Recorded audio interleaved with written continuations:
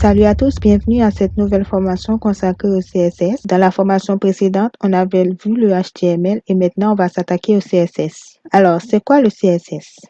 Par définition, le CSS, qui signifie Cascading Style Sheet, est un langage informatique servant à décrire la représentation et le style d'un document HTML et XML datant des années 90. Le CSS s'intéresse à la mise en forme du contenu intégré avec du HTML. Donc, en gros, le CSS va servir à définir le style d'une page web. Alors, si on revient dans ce qu'on a fait dans le HTML, là, on voit qu'on avait obtenu un résultat assez basique. On avait juste du texte et quelques images, mais il n'y avait aucun style. Tout était placé soit un en dessous des autres ou un à la suite des autres. Donc, avec le CSS, on va pouvoir arranger tout ça.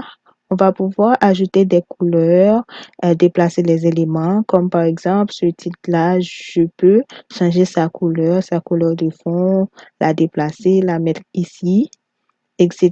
Je peux définir une largeur pour nos blocs comme ça et une police de caractère. Pour les images, je peux les redimensionner comme on veut, les placer en haut, en bas, à gauche, à droite. Bref, le CSS, c'est lui qui va ajouter vraiment du style, de l'animation, des effets à nos pages web. Les versions du CSS. Alors, le CSS a connu 3 grandes versions. Le CSS 1 qui a commencé dès 1996. Ensuite est apparu le CSS 2 en 1999, puis complété par une version plus approfondie du CSS 2 qui est le CSS 2.1.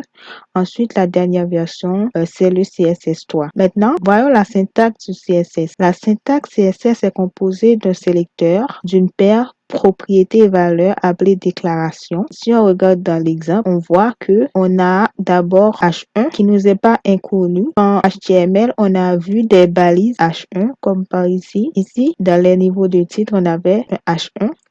Donc, en CSS, ça va servir de sélecteur quand on veut sélectionner une balise dans nos pages HTML. Donc là, si je veux sélectionner le titre, je mets H1. Le H1 devient, dans ce cas, un sélecteur. Ensuite, on a dit que c'est composé d'une paire propriété et valeur appelée déclaration. Donc, après le sélecteur, on va avoir les déclarations. On a plusieurs déclarations. Ici, on dit que le sélecteur pointe vers l'élément HTML que vous souhaitez styliser. Ça, on l'a déjà dit. Si on veut styliser le H1, on met H1. Si on veut utiliser le paragraphe, on met P. Mais on va voir après qu'on a d'autres sélecteurs plus précis et plus généraux. On dit que le bloc de déclaration contient une ou plusieurs déclarations séparées par des points-virgules. Donc là, c'est entre les accolades, ça constitue un bloc qui est composé de plusieurs déclarations qui sont eux-mêmes séparées par des points-virgules. Donc, color red, c'est une déclaration. Background color white, c'est une deuxième déclaration. Et ici, on dit que chaque déclaration comprend un nom de propriété CSS et une valeur séparée par 2 points. Donc, color, c'est une propriété CSS. Background color, c'est une propriété. Font size et text align, c'est une propriété. Et le reste là, après, c'est des valeurs. Ensuite, on dit que les déclarations CSS multiples sont séparées par des points-virgules et les blocs de déclaration sont entourés d'accolades. Là, maintenant, on se demande où mettre le code CSS dans nos pages HTML. Si on retourne maintenant dans notre page HTML, on va enlever tout ça et on va refaire une structure basique. On met d'abord notre doc type.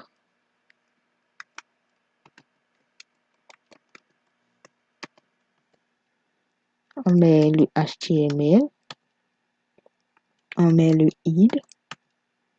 Ensuite, on met le title. Je mets introduction au CSS. Et je mets ma balise méta.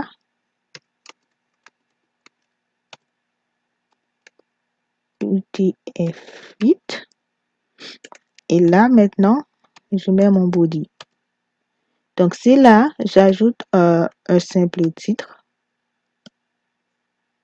Si je mets Hello World, par exemple. Et ensuite, je mets un simple paragraphe. Je mets un lorem. Donc, un petit paragraphe. Maintenant, quand j'affiche ici, vous voyez qu'on a un simple titre et un paragraphe.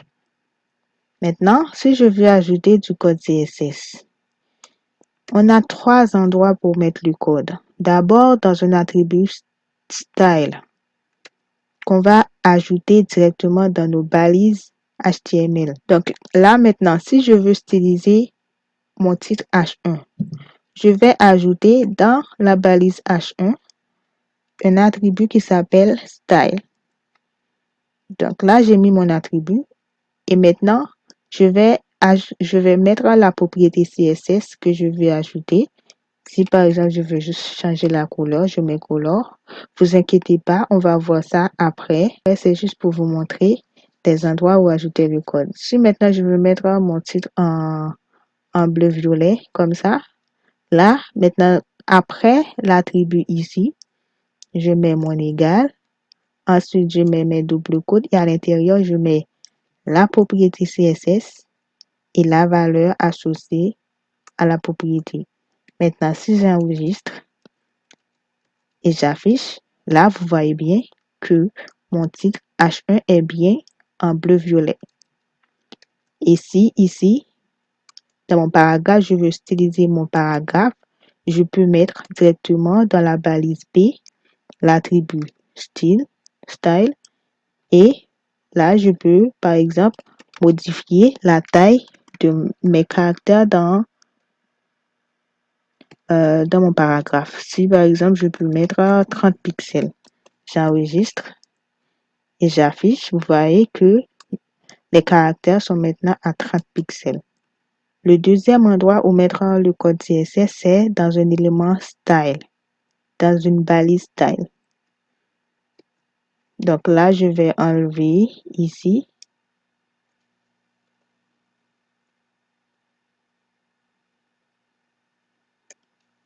Donc, il faut savoir que cette manière-là de mettre directement le style dans les balises là, elle n'est pas conseillée parce que si à chaque fois on veut modifier le même élément, on va devoir ajouter à chaque fois le style dans chaque élément et ça, c'est pas pratique. Ça va faire que notre code va être trop long et il va y avoir beaucoup trop de répétitions. Et ça, c'est pas bon pour notre site. Là, on va ajouter un élément style dans l'entête ici.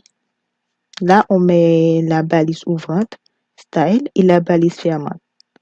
Et là, on va pouvoir ajouter notre code CSS à l'intérieur. Si je veux styliser mon H1, comme on l'a fait tout à l'heure, je mets H1, je mets le sélecteur H1, ensuite j'ouvre mes accolades. Là, j'ajoute mes déclarations à l'intérieur.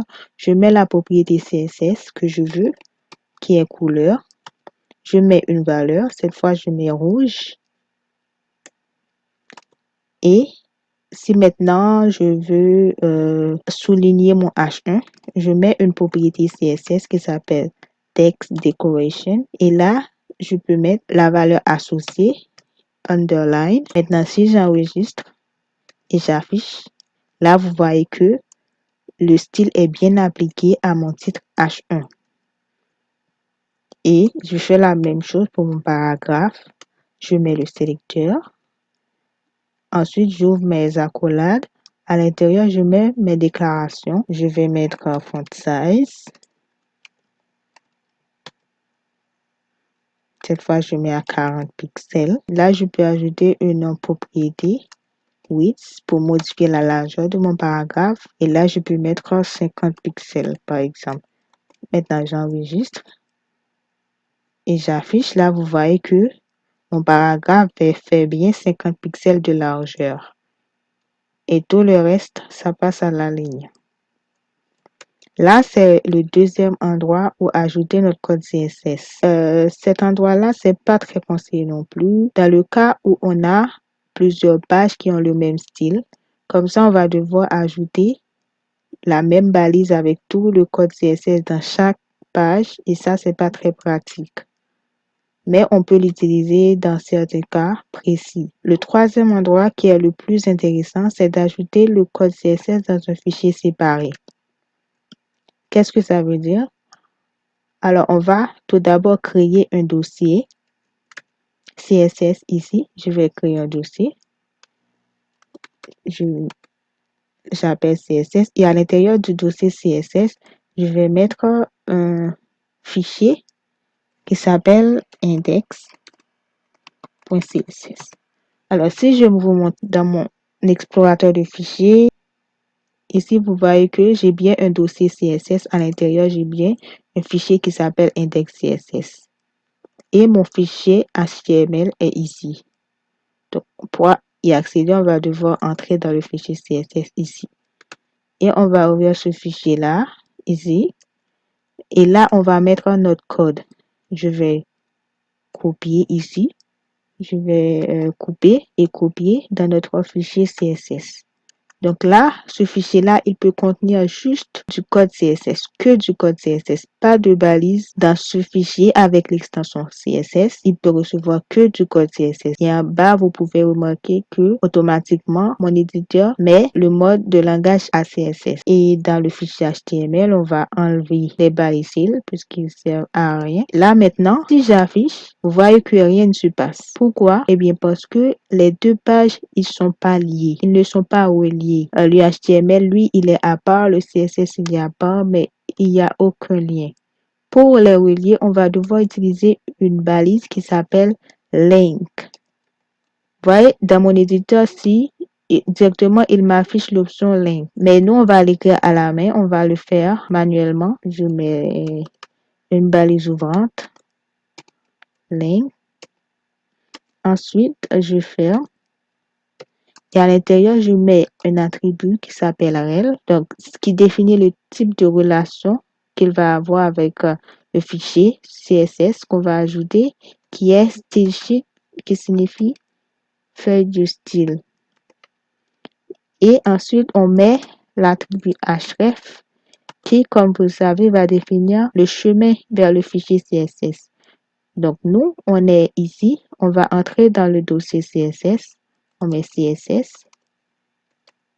Et on met le nom qui est index.css.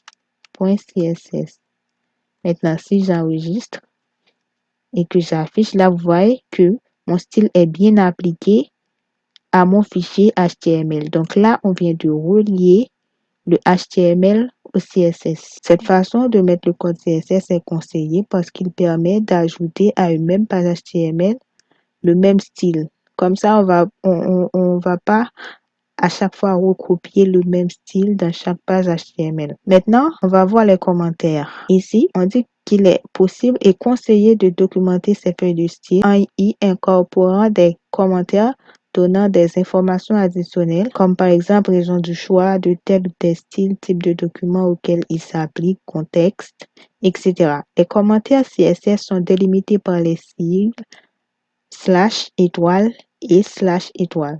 Donc, à l'intérieur, pour mettre les commentaires, on va utiliser cette syntaxe-là, slash, étoile, et à la fin, on met slash, on met étoile, slash. Et à l'intérieur, on peut mettre notre commentaire. Je vais mettre ceci est mon commentaire. Donc maintenant, si j'enregistre, vous voyez que il n'est pas apparu dans la page parce que bien évidemment, c'est un commentaire. Maintenant, comme on a fait un peu le tour, on va voir maintenant les sites comme pour le HTML.